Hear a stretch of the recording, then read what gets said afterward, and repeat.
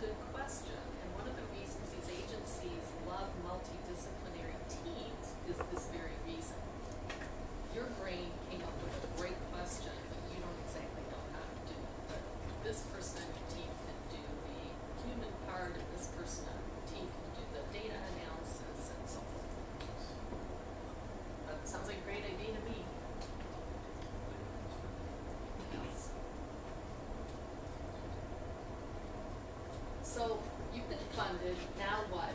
What's involved in the proposal follow-up? And I can tell you as a seasoned researcher myself that the best part of writing grants is when they're pending. Then you get the notice of award and you say hooray and you celebrate and then you say, oh my God, I have to do this now. And it's very scary because you can't screw it up. You have to do a really good job and you have to prove yourself now because this is the beginning of the rest of your funding career. So, one thing people do not like, and it's something I've been doing for 8 years, is compliance. But it's an important part of being a responsible investigator. So be sure you leave time for proper review and approval from whatever regulatory committees might have oversight of your kind of research. Maybe human subjects, animal subjects, biohazardous materials, radioactive materials. There are other regulatory areas, probably too many to mention. Those are the major ones. It's going to take time. They're going to require training or education. This takes time. You and your co-investigators and your students may all have to do this training. You have to plan for that and you have to do it. And there's no way out. You're not going to be forgiven. You have to do it. And you have to leave time to give all your materials to the committee, go back and forth with them, and get your approval. Yes, Is there any budget for actually writing all this stuff? no. God, how do you pay for it? Blood, sweat, and tears. Pharmaceutical sponsors will pay, for example, for IRB reviews. You can build that in your budget with pharmacy, with pharma. But, not everything. But you can put that in your, for example, cleaning up organizational phase, which I used to always build in. Now, I haven't done this in a few years, but I think you can still do it. And one of the things you list that is an organizational activity is getting your IRB approval or your IAPA approval or your radiation safety approval. So you're not actually being paid to do it, but you're now on the grant or your students on the grant. Is there ever a case where the funding source wants you to already have IRB approval or something like that? Before the grant goes in. It used to be that way, but now typically you can say pending. But for example, the just-in-time system with NIH is that they'll allow you to go in without approval already. But when they give you a just-in-time notice, it's short. So I always tell people when your proposal goes in, start your regulatory approval. Because if you get a just-in-time notice, they're gonna want it in 2 weeks sometimes. What's a That's not just-in-time? enough time. Pardon? What's a just-in-time? It's what NIH uses, it's a pre-funding notice. It doesn't mean you're getting funded, but it usually means you're getting funded. But they give you what they call a just-in-time. And they say, we need you to submit the following documents that we didn't require when you submitted the proposal. Now we need them, and your due date is 2 weeks from now. And they say, this doesn't mean you're getting funded, but in our experience, it usually means you're getting funded. But they're not gonna fund you unless you do that. So people call us in a panic. Oh, can I get my approval in 2 weeks? No. I can't guarantee it. So plan ahead. And that's why I say really leave plenty of time for whatever required training. And every institution does this. It's not peculiar to OU or any particular place. Everybody has regulatory criteria and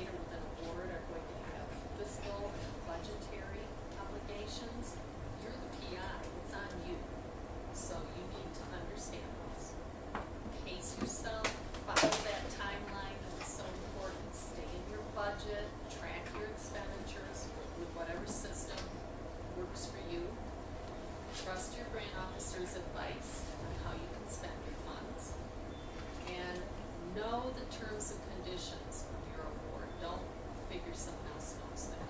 You might as well know that so that you can answer for it because you're the PI. So you're going to be responsible in the end.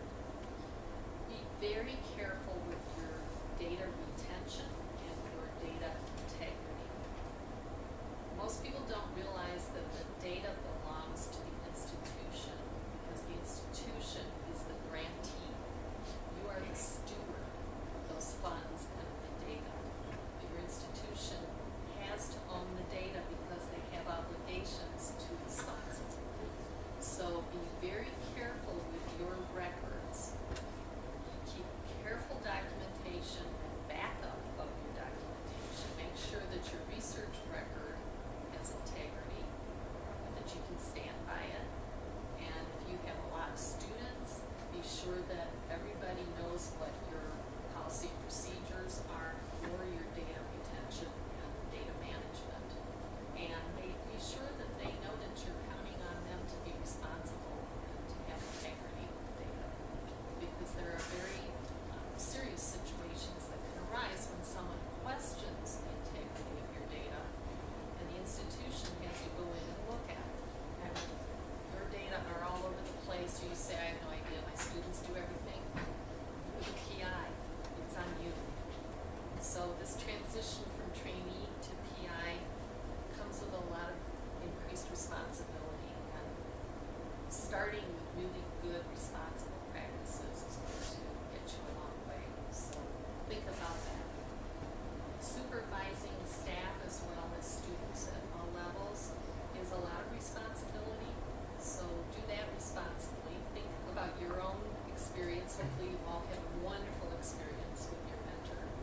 But learn from whatever your experience was and be sure that you're going to be a really good mentor when you are running your research. What I find most often in bad situations is that there is a failure of communication. So if you're in a collaborative group, and I consider students and trainees to be part of a collaborative group, not just your colleagues or your seniors, make sure you have a really good communication system. Regular meetings is a good idea. In a really complex research group, I think it's good to have a publications committee, for example. It may sound silly, it may sound like a waste of time, but boy, when you have an authorship dispute and everybody says, but he said, but she said, but I thought, there's nothing I can do about that. So manage your collaborations really carefully, and it usually boils down to communicating. Time and effort reporting I mentioned once.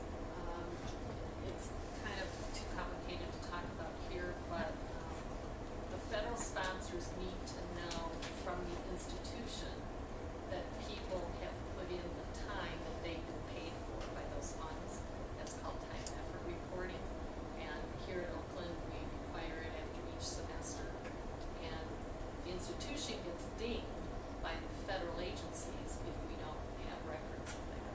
What people don't realize when they don't turn in their time and effort reports is that if we get dinged in a big way for this, nobody gets federal funding.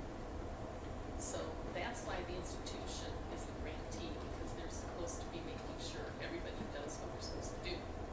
So all of these things seem very overwhelming and unnecessary, but the end result of not complying, especially with federal sponsors, is that the entire institution doesn't get federal funding. So whether you've been the best citizen in the world, if you've got a bad citizen at the institution and the institution gets caught for that, they can shut down programs.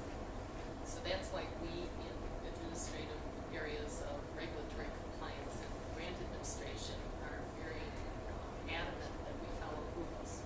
It seems that we're over-regulating, but we know what can happen. And if you Google it, you'll find that a lot of the huge institutions like Johns Hopkins and Penn have literally been shut down because of a problem with regulatory compliance.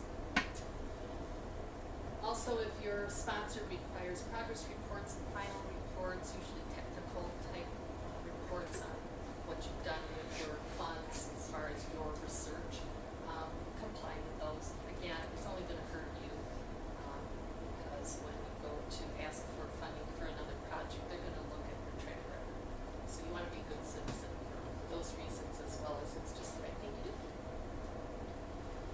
You also want to pace yourself with publishing. Oftentimes people get so busy at the beginning of a project that suddenly they're ready to ask for renewal of their funding for the next 3 to 5 years. And the reviewers want to see what did you do with the first round of funding. And if you haven't published, you're not credible. So also pace yourself after you've been funded with your publications. Maybe do a timeline again. You know, at the end of the first year, I'm going to have these 2 publications out for you. So you got to keep an eye on that as well. Some sponsors require invention reporting. It's kind of a specialized area, so I won't go into that anymore. And most importantly, bottom line is you have to do what you said you would do if they gave you the money. That's the bottom line. Do what you said you would do if they give you the money. And the key to the next round of funding is to have been productive and also responsible with the first round. And publishing is important. Pitfalls are non-compliance. I've already talked about that. I'm not going to go on and on with that, but that's a huge pitfall that people get into easily. Overspending or even underspending the budget is a bad sign to the sponsor.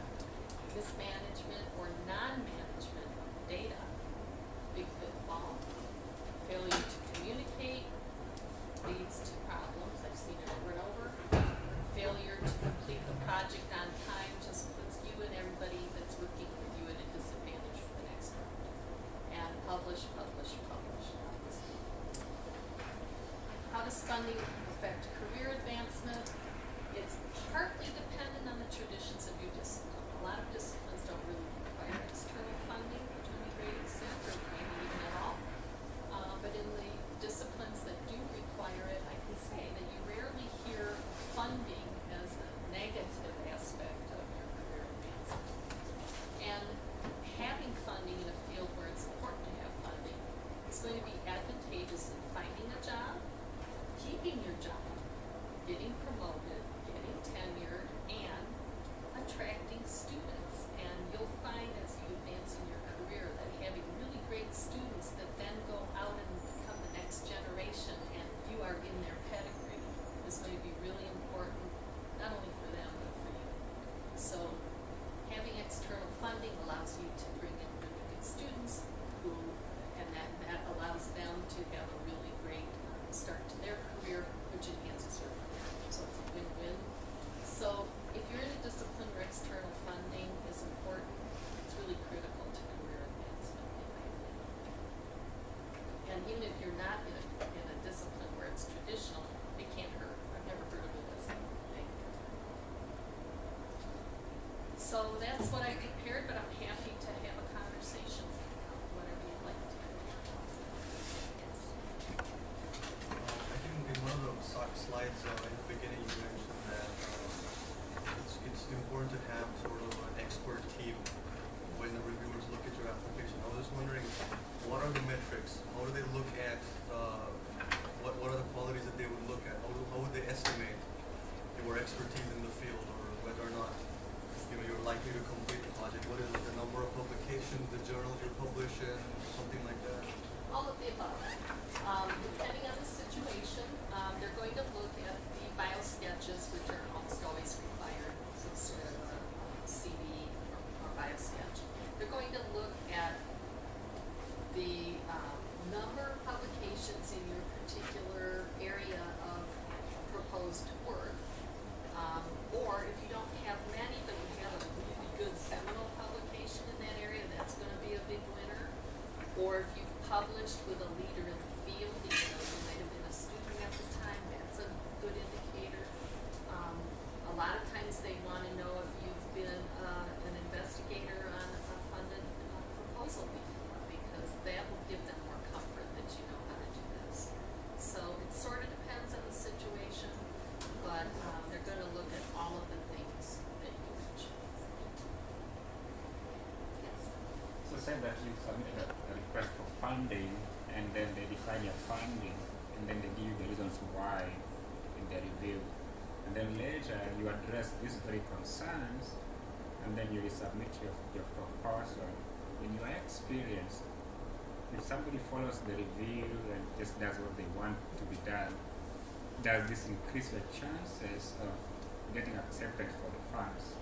Yes, it does increase your chances if you are very responsive to the critique that you receive. Is that what you're asking? Yeah. Okay. So I will tell you that it is human when you receive your critique, and it's the same with manuscript reviews. I'm sure all of you at some point have been involved in a manuscript that's been submitted for publication, or you will. The first reaction is, oh, they're so stupid, they don't understand what I was saying, this is dumb, they're wrong, I'm mad, I give up. And what I've found, and I really mean this, is once you get over your mad, you sit down with a critique and you start putting down for yourself your responses. Not just this is stupid, but okay, you didn't like that, I can do it this way. When you start responding to the critique and revising your proposal, it's a better product. It just is. And you learn that you're gonna have a big mad when you get it. And that's fine. Do it, and then sit down and just do the objective response. Every once in a while, they really are crazy. And just, that's the luck of the draw. Sometimes you get a bad review, and you move on from it. So, it's part of life. But most of the time, the critique really improves the next product. And the other question I had, which I thought you'd address a little bit more, that I asked before is, if you're applying for a faculty position and you've had a few funding or you've never had any funding, I wanted to have a very clear picture of how does your funding history play into the possibility of you being accepted for a job as a faculty. I think I missed the first part of the question. The I'm first part of sorry, the my question ears aren't is good. that, okay, I'll try to say it again. Maybe speak up a little. Oh, I'm I'll speak old. up. Okay. So, if you are applying for a faculty position, maybe you're a freshly minted PhD, you don't have a long history of funding, Okay. or maybe you have just a few funding from within the university. When they are reviewing this pool of applicants, how does the funding history of an applicant play into the selection process? If somebody has big funding and somebody has very little funding, does the guy who have big funding have an upper hand? That's a great question, and you won't like my answer, because my answer is it depends, and that's the truth. So, for example, when an academic institution, a department, is looking for a junior faculty member, there are many different reasons they're looking for that junior faculty member. And in some cases, they don't care that someone has funding because it's not relevant to what they're looking at. In other cases, they're hungry to get grants on their, roster, and so they love to get anybody who has already been funded or can bring funding. So it sort of depends on why that particular unit is recruiting. They may want a powerful teacher. They may want a really good mentor that they're going to groom to take over the graduate program. Or they may be looking for someone who's going to bring in funding, in which case they're going to look more at the people who've already done it than the people who haven't. So it's sort of a matchmaking, and I've also learned in my career that when I haven't been successful in getting a position I really wanted, when I look back on it, it wasn't a good fit. And the people who were offering that position knew that. I felt really bad about it when I didn't get it, but looking back, I know it would have been a bad fit. So it really depends what the match is. So all things being equal, I can't say that someone who's been funded is going to have an advantage over someone who hasn't. If you're the PI of the project, your funding goes with you to change jobs, right? Not necessarily. I will say usually, but remember the institution is the grantee. So if you are at an institution, you're a PI on a funded grant, and now you want to go to institution B, several things have to happen.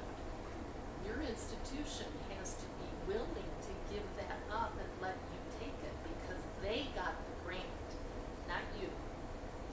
Then the sponsor has to be willing to let you take it with you to that new institution because they granted it to the institution. If the institution keeps the grant, doesn't want you to take it, or the sponsor doesn't want you to take it, the burden's on them to find a suitable PI. If none of that happens, the sponsor will take it back. But I would say the usual is that people are allowed to take grants with them. That's the usual. I've seen on NSF that we have a person that has changed institutions that's the PI. And usually it's whatever institution they have now is going to new, whatever they call grantee. It's typical that a PI can take the grant because they have the expertise. There's not usually another person that can do exactly that work that's agreeable to the sponsor and so forth. But I had someone when I was at Wayne who left to go to the NIH. She had an NIH grant. She couldn't take it with her. She was going to an administrative position, and she called me up and said, "Would you take over my NIH grant?" Let me think about it. Yeah. So, I was the beneficiary of that particular situation. She said, "Don't thank me too soon, because wait till I tell you what the problems are with this." But anyway, it was a mixed blessing. So, generally, people are able to take their grants, but there are times when they don't. Or, for example, if you're studying, a particular, let's say, insect that only lives in the environment where your institution is, and now you want to go to Hawaii or Canada, the grant can't go with you. You can't do the work. So. Funny you should mention that. Oh. We all want to go to Hawaii, right? I'm going to Hawaii on Sunday. Are you? Hey. For a job interview. Oh, great. Great. Well, become a volcano expert, I guess. I'll do whatever they tell me. There you go. Good answer. Anything else?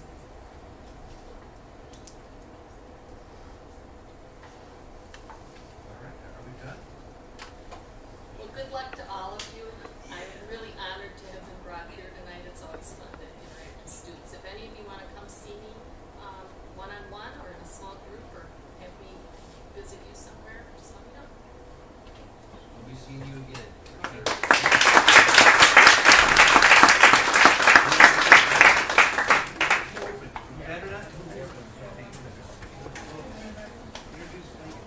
David, don't leave yet. We got a very important, another very important guest. If you could just give me a minute or so.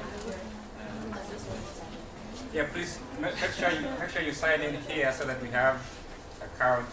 And also, we are looking for ambassadors for Grad Connect. So, your academic department, if you want to be our ambassador, sign here.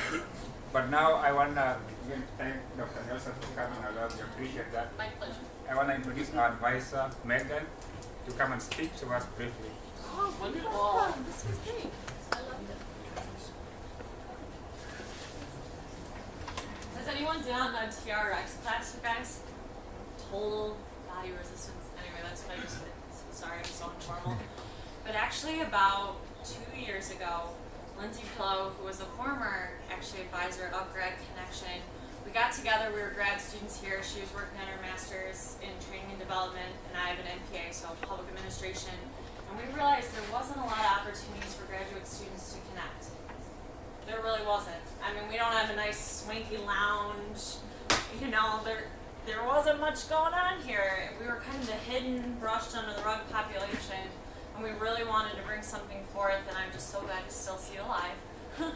And I just am here as a resource. I work in the School of Business. I advise undergraduate students, predominantly finance and accounting, about 700 of them. And I'm working on a postmaster's in higher ed. So this looks like a great presentation. So please use me. Hi. So there's more food outside. You can feel free to help yourselves. Thanks for coming.